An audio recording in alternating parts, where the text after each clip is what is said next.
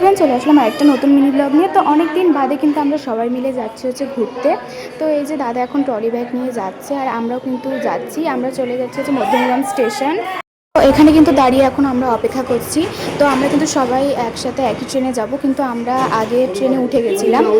বাইরে কিন্তু ভীষণ বৃষ্টি পড়ছিল, আর এর মধ্যেই আমরা কিন্তু চলে এসেছিলাম শিয়ালদা। এখান থেকে আমরা হেঁটে হেঁটে যাচ্ছি, তারপরে ওদের জন্য আমরা অপেক্ষা করব, যেহেতু ওরা অন্য ট্রেনে আসছে।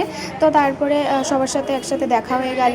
আর এখন আমরা যাব, আমরা যাব হচ্ছে শালিমার ট্যাক্সি করে। তো এইদিকে দিদির জন্য আমি দাঁড়িয়েছিলাম, তো দিদি চলে এসেছে। অনেকদিন বাদে আবার দিদির সাথে দেখা হলো, ওই 3 দিন বাদে। তো যাই হোক, এখন এই যে ভাইপোও কিন্তু আমাদের সাথে যাবে, আর ও কিন্তু সমুদ্র দেখতে খুব পছন্দ করে। তো আমি বলেই দিয়েছি আমরা যাচ্ছি পুরীতে। তো এখন ট্যাক্সি করে আমরা যাব শালিমার। তো এখন এখান থেকে আধ ঘন্টা মতো লাগবে শালিমার পৌঁছাতে। এখন বাইরে বৃষ্টি দেখতে দেখতে কিন্তু আমরা চলে এসেছি শালিমার স্টেশনে।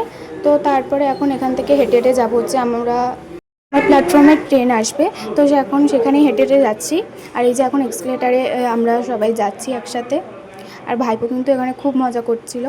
আর এখন আমরা ট্রেনে ওঠার আগে বসে গেছি খেতে, রাতের ডিনারটা করে নেবো এখানেই। ডিনারে ছিল রুটি, ঘুগনি, আলুর দম, আর ছিল বোঁদে। এই যে এখন খাচ্ছি।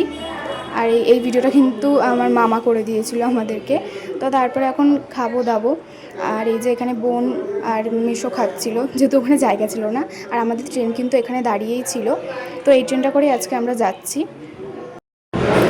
তো চলো, এখন ট্রেনে উঠে গেছি। আর ট্রেন কিন্তু 11টা 5-এ ছেড়ে দিয়েছে ঠিক টাইমে।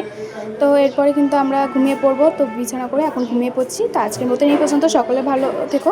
পরের পার্ট আসছে খুব তাড়াতাড়ি। বাই।